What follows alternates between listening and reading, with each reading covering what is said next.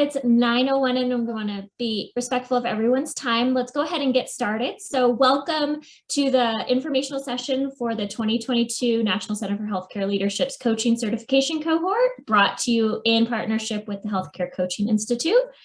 My name's Megan Nussain, and I'm the Director of Communications and Membership with NCHL. Joining me today is our brand new Senior Program Manager, Sarah Kagerai. Sarah, if you could give everyone a wave.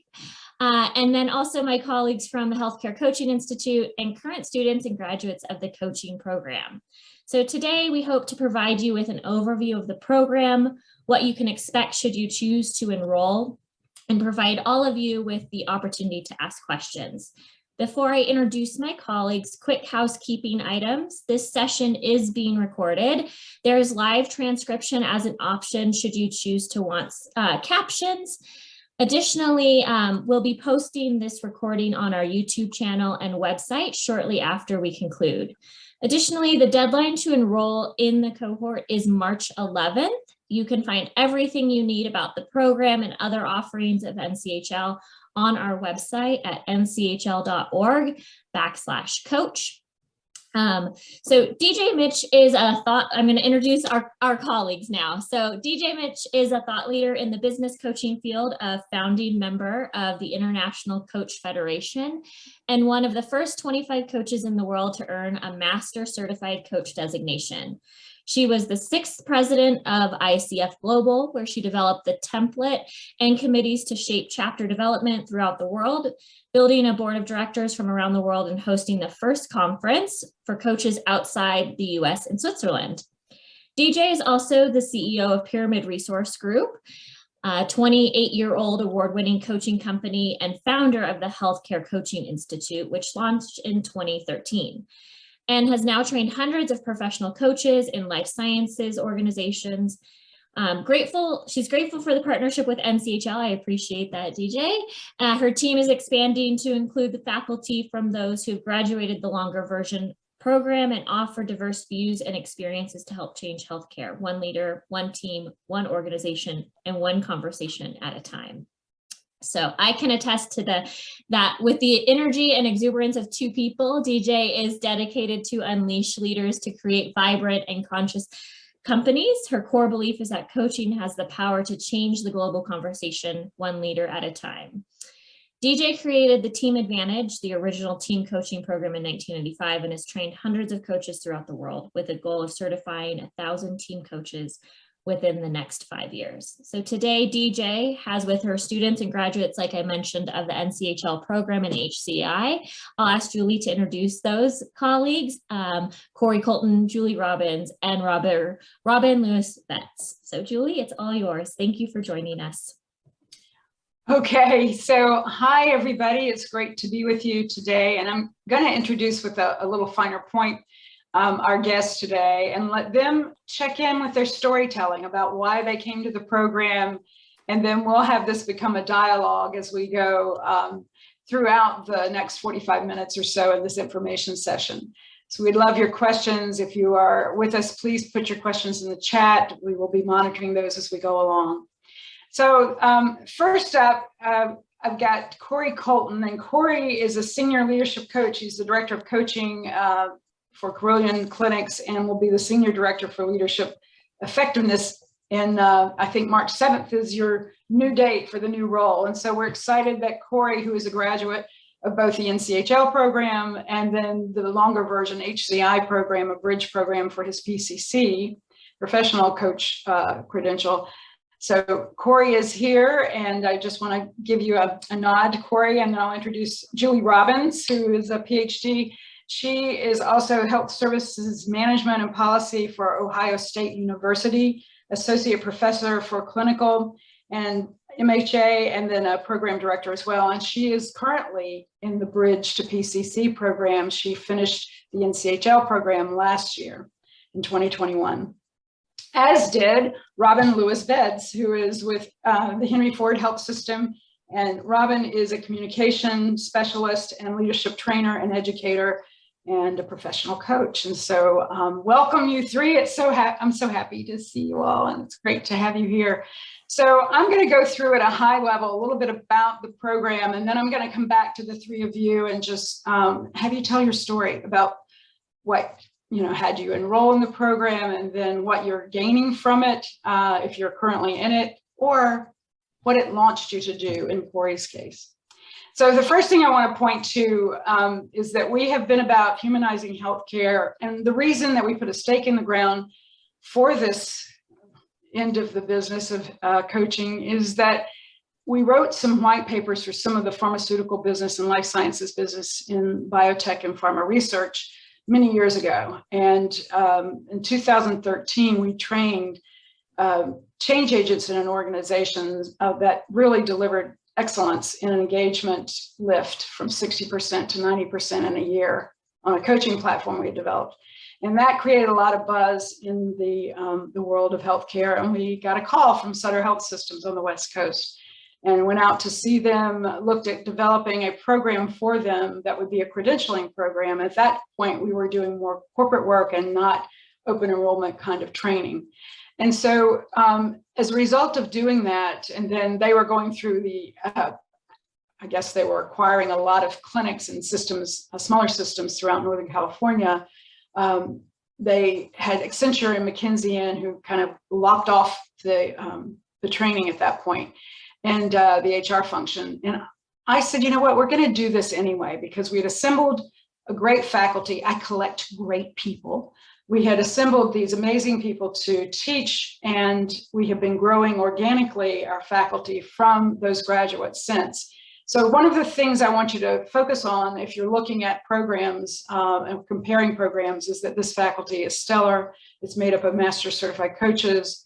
Our mentors are master certified coaches and physician leaders, and some amazing people who have, like Janet Crawford, who has held foremost leadership roles as women in healthcare for years. So I just want to invite you to take a look at the faculty, and I'm going to ask that the other three tell you about their experience of that as well. The other thing that I want to point out is that we use a coach competency development model that's built on a pyramid, which is the name of our company. And, that's the model we use a lot in training and development, right? But we really looked at three ranges of what we think we're about in the world. And the first one is humanity, who I am and who we are together. The second one is exploration. What is true for people? What is true in the world? And then innovation. What do we make possible as a result of coaching in our work? So where is the real impact, right? So we mapped the competencies to those three ranges, and it made sense to us. So we've been teaching this way since 2013, that we map trust, safety, presence, ethics, wholeness, partnership in the who I am, who we are together, humanity piece. We look at your skill sets of listening actively, reflective inquiry, expanding or evoking awareness, catching emotions, accessing wisdom, recognizing patterns of behavior, sharing observations. We introduce the Enneagram in our work, which is moving people beyond the 4 boxes of behavior and looking at how we're really, a series of patterns and how those get developed. And so it's when we see it in ourselves, it's easier to see in other people. And then the top range of this pyramid is where we look at how do we facilitate growth and development? How do we design actions, create coaching cultures? So we actually teach courses on group and team coaching. And then what do we look at that we pull through that's sort of the ignition of catching who people are in their core essence and celebrating the things that most people miss in them? So it's a focus on who people are and who they are becoming. The competencies now are 8 competencies. So if you followed the ICF at all, the International Coach Federation, you know that last year, the 12 competencies were reduced to 8 and combined. And so we have been teaching those actually in this format for the past 2.5 years. So we were ahead of the curve. And so it's demonstrating ethical practices. One of the prerequisites for your course within CHL is that you go to the online course that's free with the International Coach Federation and take that course. That you embody a coaching mindset, which is something that becomes a part of the fabric of who you are when you're coaching, that you approach everything with this wholesale curiosity. We establish and maintain agreements, cultivating trust and safety. How do you do that? You know, one of the things that we see in a lot of organizations is the real disconnect for a lot of people is they don't trust their senior leaders. They don't trust something in the culture. They lose that trust. And so how do you get that back, and how do you coach other people to develop that? And it starts with what we demonstrate. So cultivates trust and safety, maintains presence. You know, one of the things that we also see is missing today is, you know, there's a lot of this, right? A lot of us disconnecting. And how do we really navigate back to presence? And it starts with us as coaches. And one of the things that we've seen happen, almost like they're mirror neurons, is when we bring people into the space of coaching, we can help them be present for that hour with us, that 90 minutes, that 45 minutes, and sometimes that water cooler conversation. And so how do we really keep people in this presence and mindfulness state? Listening actively, evoking awareness, and facilitating client growth. So these are the new competencies, ICF competencies. The signature healthcare coach certification for the LENS members and leadership experience is pretty comprehensive. We took the best of our core program, our level 1 program, and we wrapped around a couple of other ideas for you guys, including that you get 10 mentoring sessions built into this. 4 of those are in the classroom. 4 of those are, actually 3 of those are in group coaching scenarios with your colleagues. We work in small groups of 4 to 6 people, depending on the number of people who enroll.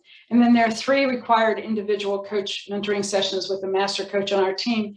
So we will review your recordings and help you prepare for your credential application. You will have an assigned buddy or peer coach in this process, and you're in this course for 6 months. That will be moved after the 3rd month. So you'll actually have 2 coach clients inside the program, and those hours that you spend outside of the classroom may be counted as your coaching hours. You're going to need to attain 100 coaching hours. And so those 2 buddies will be a part of your platform for that and kind of get you launched. You'll only need to work with 6 other people to make sure that you hit the requirements and hit that 100 hours. And then all these courses also qualify for human resource credits, so HRCI credits upon request. So there's some special pricing offers. I'm going to just leave that until we get into the question and answers, but what I want you to hear is that this has been priced out. Hopefully you're here because you've seen a brochure or you have some interest, so you're clear about that. And the enrollment we're looking for is for March 11th, I think is the deadline. There are 3 different credentials offered through the ICF, and I'm going to just leave this for questions later because I want you to hear from our students and graduates. But they're ACC, PCC, and MCC. And what this program prepares you for is that first level credential, the ACC. And so it would be in that 2nd column around the ACSTH, the Accountable Coach Specific Training Hours Program, which is done just for you. So I'm going to stop this for now and just see who's in my magic mirror here and ask Julie, you, Corey, and Robin to come onto your mics and into the room more fully. And let's just start the way I introduced you. So Corey, we'll start with you. Or did I start with you? I think I did. Yes, that's fine. Yeah, to talk a little bit about why you came through this program and then why you came through the Bridge program to get your PCC. Yeah, so in my previous role, part of my responsibility, accountability was to start to look at a coaching culture within the organization. And in order to do that, you know, I was familiar with hiring executive coaches for executives from external, had not really explored the internal piece of it, which is much more complex. And in order to understand that more fully, I decided that I needed to train as a coach and understand the competencies and the surrounding environments. So I did that through NCHL at the ACC level, and ended up getting my ACC fairly quickly after that, and realized that if I was going to play in a larger space, that I needed to have some deeper skills. I'm very good at coming up with solutions and giving advice, and I needed further training in order to get out of that habit. and understand when I was doing it. And so DJ and I connected. The HCI was offering the PCC Bridge program through NCHL. And it just was sort of a love affair, match made in heaven. And so I joined the program, which I will say is holistic. And what I mean by that is it's not just good competency-driven training. It is training that sort of helps you look at your own self-awareness and your own presence and being. And that's what I loved about it. And brilliant coaching as well coming from you. So we're happy that you now have your PCC. Yay! You just applied and it was granted to you pretty quickly. So yay. All right. So let's hear from you, Julie, a little bit about why you chose to go through the program last year with NCHL and then what you've done in this Bridge program, which you're currently in. Okay. Yeah. Thank you, DJ.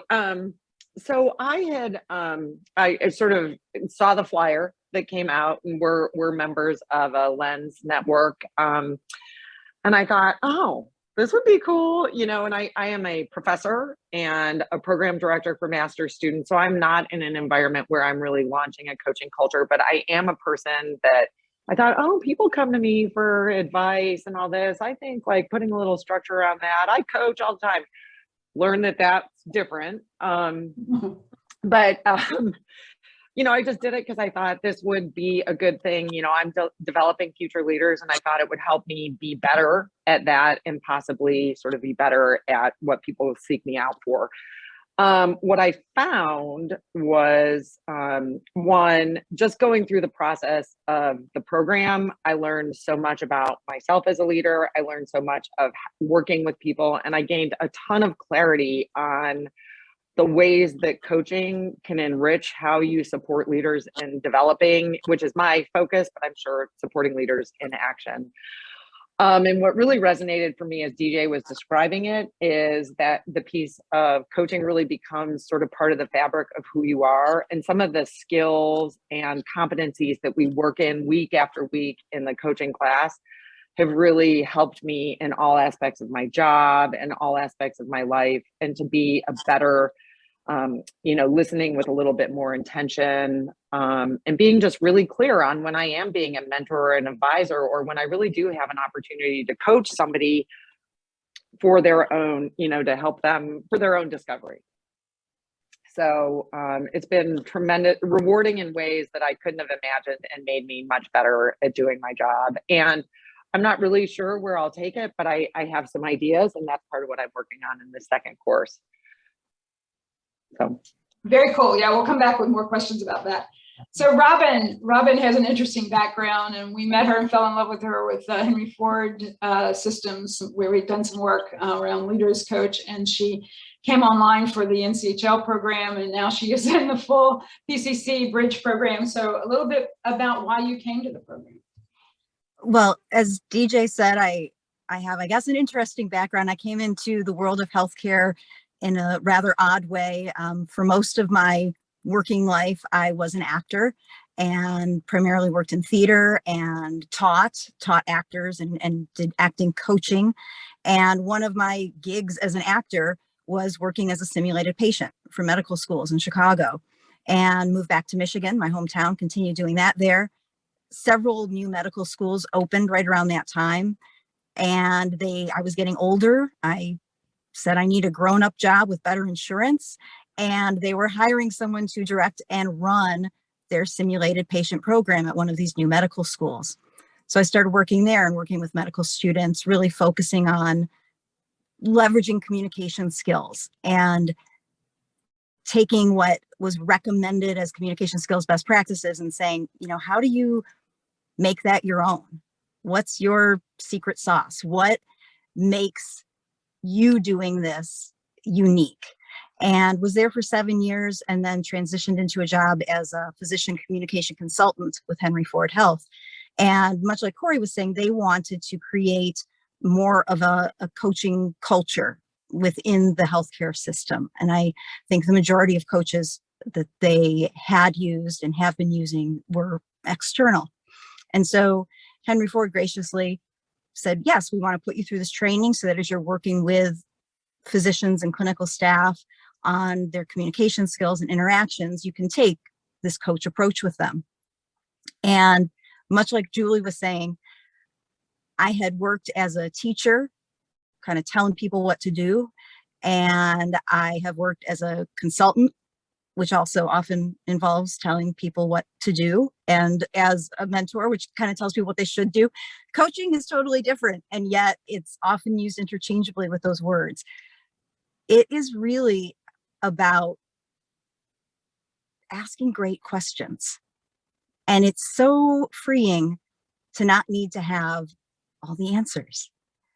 Asking really good questions, and the core value of accepting that the person in front of you is creative, is resourceful, is whole, and is the expert on him or herself, is something that I maybe was never able to articulate as clearly as one of my own personal core values until it was spoken in our coaching sessions and classes.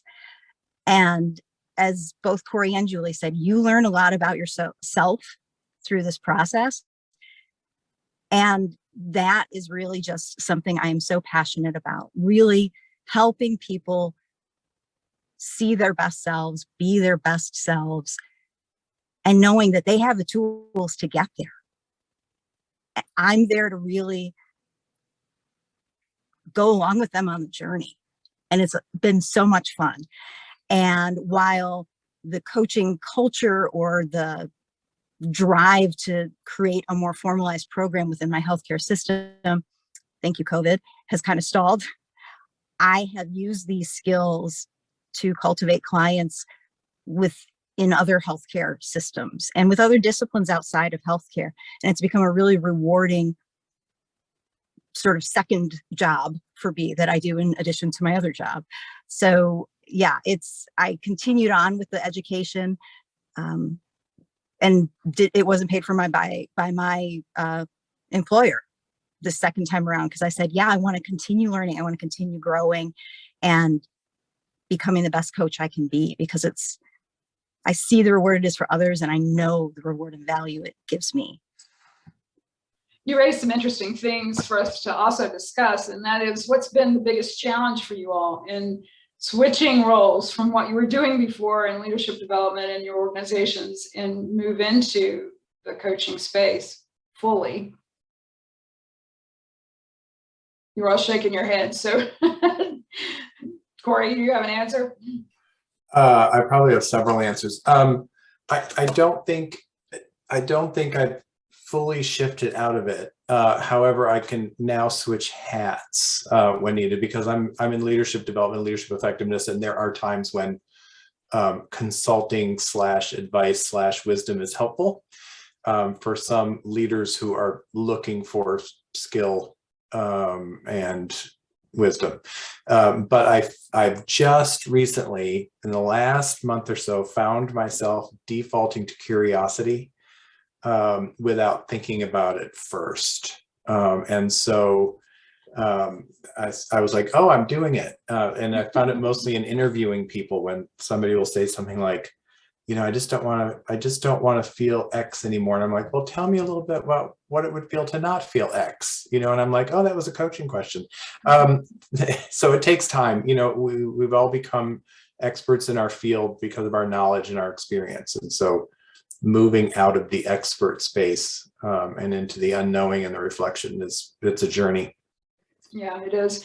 And Julie, how about for you? Like, there are challenges, right, in switching hats and shifting gears. Yeah, I complete ditto on that. And I was nodding as you said, like, oh, I did it instinctively. I love that. That's an aspiration, because I do think the analogy of switching hats is very, very apt. And it's hard, right? We've had all of our success in being the experts or directing people, or being and it's rewarding to be like, oh, people come to me and they really value what I tell them to do. And so that's been a shift, but then it is so rewarding.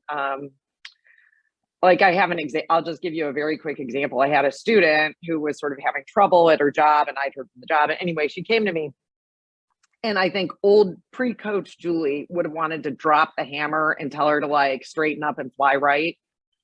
And I still kind of did, but I did approach it with more curiosity, and I learned so much more about what was going on with her. And she sort of came to these realizations herself and went and resolved the situation on her own. You know, I mean, it made me realize how many times I tell people to, here's what you have to do. And I don't really know what's going on with them. And it was really, it was rewarding in two ways. One, I think it was probably better for her development ultimately. And two, it just set a different dynamic and relationship between us that'll carry forward.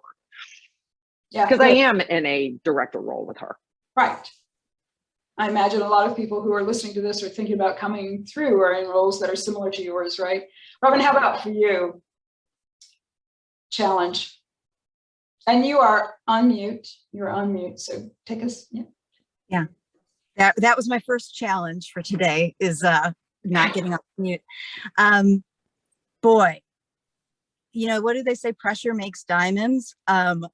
There are a lot of challenges, and I think that it's really rewarding to go through many of these challenges in a group of like-minded colleagues who create a safe space. I had been very used to taking a coach approach, but one that was more superficial, I think, more transactional. And it was, okay, you're here, you want to get to point B. How do you facilitate that? And so much of what we've learned in this program is peeling away those layers. And it's not just what do I do, but who am I, and how do I live, and who do I become through this process, both for the coach and the client. And so I think a big challenge for me has been looking at it from that deeper, like Corey said, more holistic place about the whole person, not just tasks that lead to a solution. And Corey, we work with some brilliant folks in our larger program. We do matching after the second intensive. And, these are directors, often they're executives, some of them are physician leaders. What are you finding about coaching physician leaders that surprises you? And maybe that, when you assign coaches from our team, that surprises you, right? And how they take this on. I think the process of them being coached by HCI advanced students has been really good for them, because they have somebody that they can work with that doesn't have an internal view and a cultural position. Right. So that's been great. And several of the people that we've been trying to partner with on coaching that have been resisting automatically signed up to be coached by outside students, which was really interesting. But there's a reason for that. What I would say about physician leaders is, and I empathize with a lot of them, because these folks have been excellent patient care representatives who, it's always the, curse of the competent. They've been great at what they do, and so they get promoted. Same thing with salespeople, same thing with finance people, right? The best people are taken off the front line and moved into leadership. But physicians are not trained to be leaders. They don't have it in their medical school. That some of them are starting now. They don't have that development as they're coming up. Frequently, it's like, okay, you're a doctor, now you're a leader.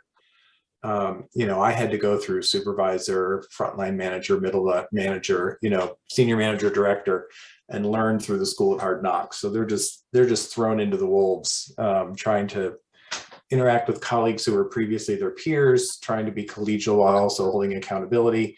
And so it's really rewarding to work with physician leaders, because they start to identify what their core values and beliefs are and how those can show up in their leadership. They don't have to be somebody else to be a good leader. So that goes into what Robin was talking about digging down into the core. Who are you? Why do you think that that's not in alignment with what we think of as leadership?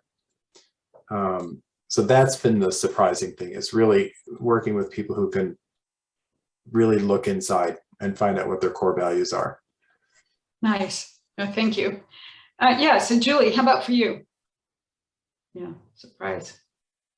It's interesting. Some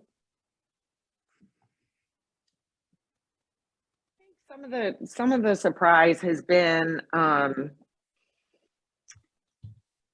little bit of there's some common themes that people all have. Like when you really start to get real in your conversations, it all comes down to, you sort of, there's who we are on the outside and how we define success, and everyone has something in them that's either an insecurity, a fear, an unmet desire, an unmet need that's holding them back. And when you can start to have conversations about those things shake loose, and it's really it's fun to be part of that with somebody. Yeah, and we talk about fear. Everybody lives in two domains. So this is a takeaway for those of you listening in. It's basically there's fear and there's love. And in most organizations, we call that care because, where does love go?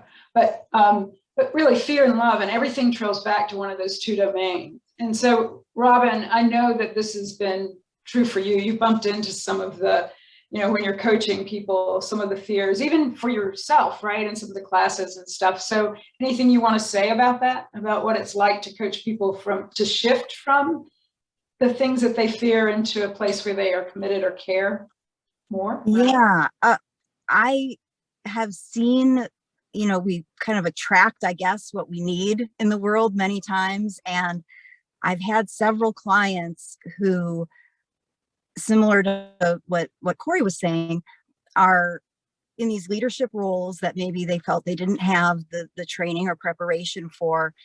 And in particular, I have found that female clients have said, I feel like I now have to be someone else. I have to be someone else's idea of what a leader looks like. And there's a real internal conflict there. Yeah. And it speaks to, and these are people I don't know. They're not, I know them as clients, but they're not part of my health care system. They're outside of my system. They seem like very strong, confident, capable, accomplished women. And it surprised me that they have some of these very real insecurities and concerns and aren't sure if they are enough. And the most surprising thing I heard recently was a client said to me, she's in a new leadership role, and she said, and I mostly work with men, and I wonder if one of the main reasons that I got where I am is because I wear pants a lot. And I paused and I said, that's the reason? Do you think, you just said you think the reason you're as accomplished as you are, and you've done this and this and that, is because you wear pants a lot? And she just started laughing. She's like, it does sound ridiculous. No, I am good at stuff. Right. But those moments of seeing that we're as dissimilar as we are, we're really similar in a lot of ways too. And confronting that humanity can be just such an extraordinary thing. Yeah, and it's so messy right now. Humanity is really messy. So I noticed that we've got some folks, we've got 15 participants here, and I'm happy for you to come on cameras and chat with us, and also to see what's in the chat room, if there's something there that you would like to have us answer for you. But we're happy to see you. We'd love to see you and connect. So come online, if you will. Can they do that? Megan, Sarah? Yeah, here we go. Can we see everybody who's here? No, because it's a webinar format and Zoom, but they can submit questions via chat and also Q&A. I think there might be an opportunity to raise their hand and I could unmute them, but the easiest, quickest is, Let's do that. So, and while they're getting their questions out and raising their hands, I'd just like for you guys to talk about like one big takeaway from being a part of the NCHL program, and Corey, for you, you can answer the PCC program, but what was one big takeaway about either your buddies, the buddy coaching, or something that you had such a rich experience around that you want to say, this was a highlight for me? So Julie, you said, what was it? Yeah, I mean, there are a million things to say, but I'll say one. It was something, and it kind of goes to one of the questions in here is around the hours. The cohort that we had was so fantastic. It was supportive. People were open. There's a lot of small discussion. It's really amazing how much connection there was via Zoom. And it was a thing that I looked forward to all the time, even when I was super busy or stressed or had other things going on. And so, Robin and I were buddy coaches. And so we remained friendly. It just, you cultivate really meaningful relationships with people who are incredible and in different roles, and then become a resource for you in what's probably a new space for many of us. And the faculty, by the way, are amazing. Yeah, good. Yeah, and we've got a question here. Outside the hours that are listed, what's the extra time commitment for the certification? So I'd like for you guys to answer, what was the time commitment like for you all? Because we do have 65 hours of training, right? And I'll go back through those in a minute, but what was the time commitment outside of the classroom? Well, when I was paired with a buddy, and as Julie said, we were buddies. So you do form bonds and friendships with people in your cohort. We would schedule outside of class convenient times for us, where we would meet maybe sometimes once a week, sometimes every other week, depending on how that worked, to alternate coaching one another. But that was always a pleasure. It didn't feel like work. And then there was field work for class. Sometimes we'd have assignments to work on. But again, it was, when you're doing something you love, it kind of doesn't feel like work. So there's those factors. But then in terms of getting certified, you're working on accumulating coaching hours, getting that experience under your belt. And so that's 100 outside of class hours before you would be eligible to certify or, test to be certified for the ACC level of coaching. And you have 6 months outside the program when you complete the educational part of the program, to get those hours if you need to parse it out. But I will tell you, it's better if you can run hard enough to have 8 different clients, given that you have 2 buddy coaches, to go ahead and look at how do you want to look at 100 hours between the April start and the end of the year. So you can apply for that credential, because once you get in motion, then it's really easy to become a part of a larger community of coaches. And you're going to find some amazing resources for more than just the coaching and all the work that you do. We have a bunch of questions now. And so that was a little bit about the time commitment. I'll just tell you, in the coursework, the assignments are usually not more than a half hour to complete. Sometimes it's a quick read. Sometimes it's writing a paragraph or 2 paragraphs. There is some pre-work. We're going to ask you to fill out a questionnaire ahead of time that gives us some background on you. We're also going to have you take the Enneagram through the Enneagram Institute. And so you're going to come to us with us having a picture of who you are and sort of mapping that for you. So you begin to understand sort of the characteristics of patterns of behavior, so you can begin to see those in a new way.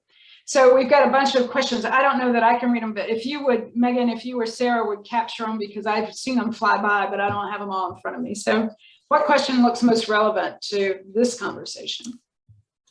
So Shelley's asking, she first says hello to both you and Julie, wondering if you can touch on the physician-specific part of the training, or maybe some healthcare-specific parts of the training.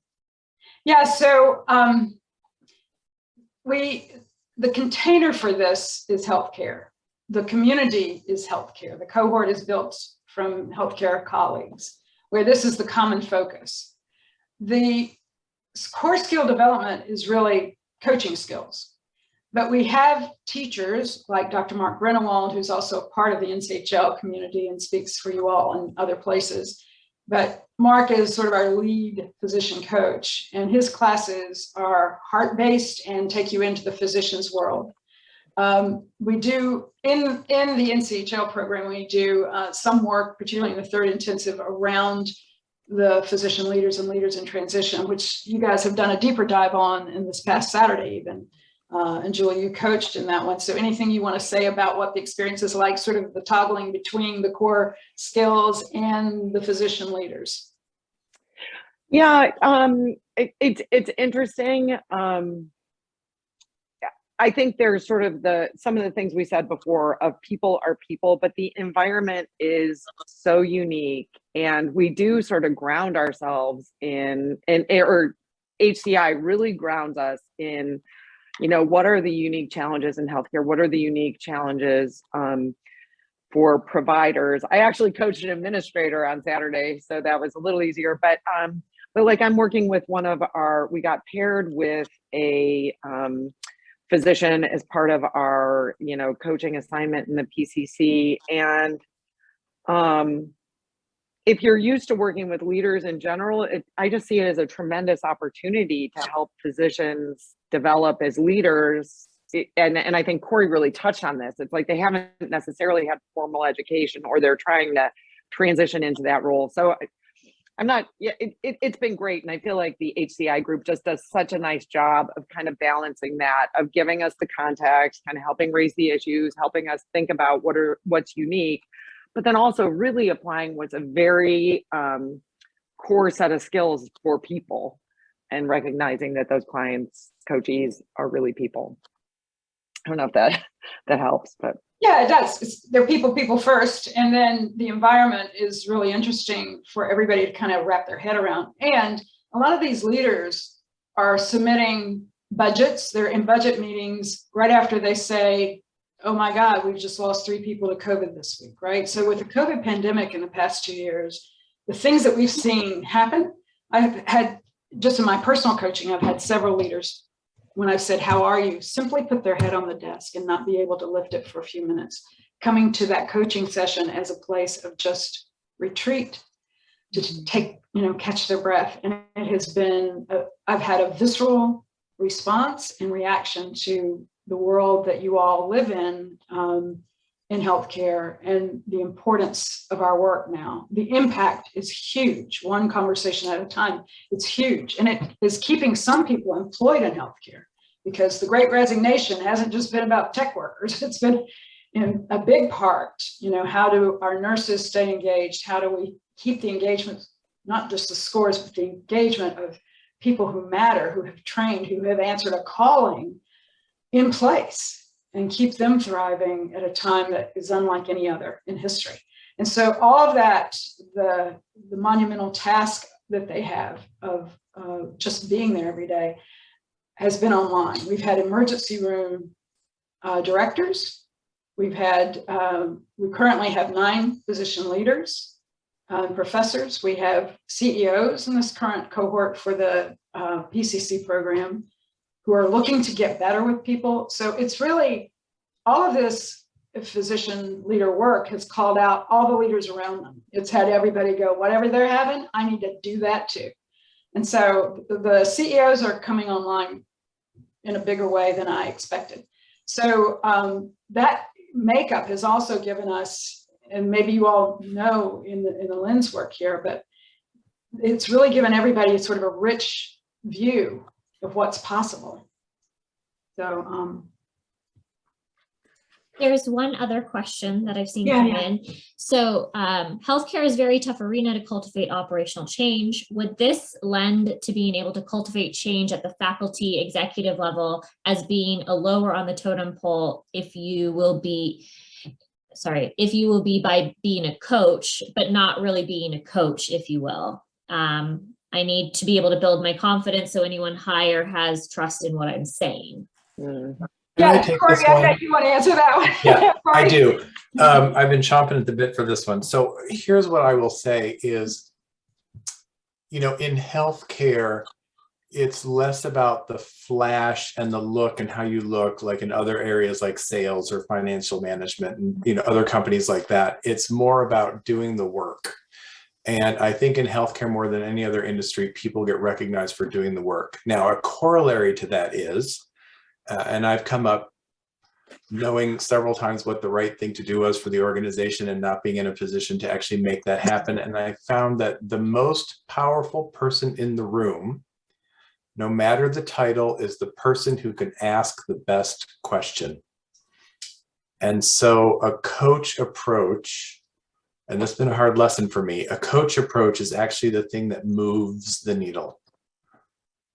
Because frequently people are putting in their opinions and their expertise and no one is asking the question that's floating into the middle of the room. So yes, coaching can help with that. And I think it actually, if I had had it earlier in my career, I'd probably be even in a better place.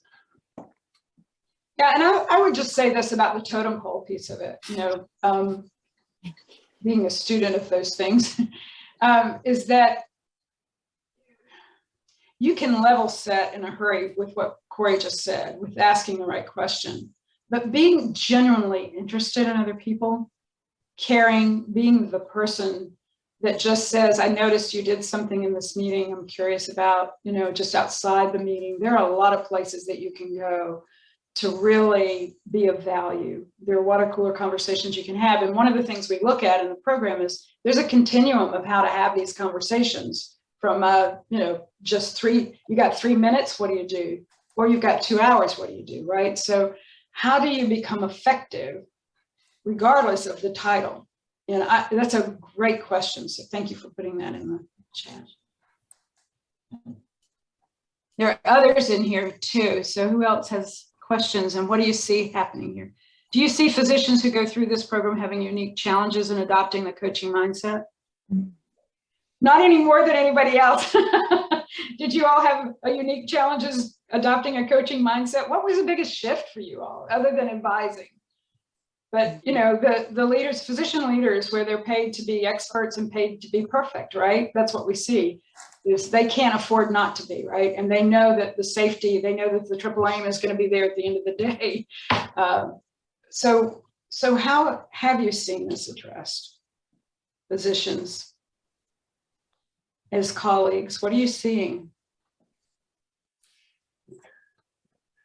I'd say that I've seen both sides of it, because yes, physicians are taught to look at the data, to be able to make quick decisions, to be able to make the right decisions informed. And yet physicians, unlike some of us administrative leaders, are taught to be collegial.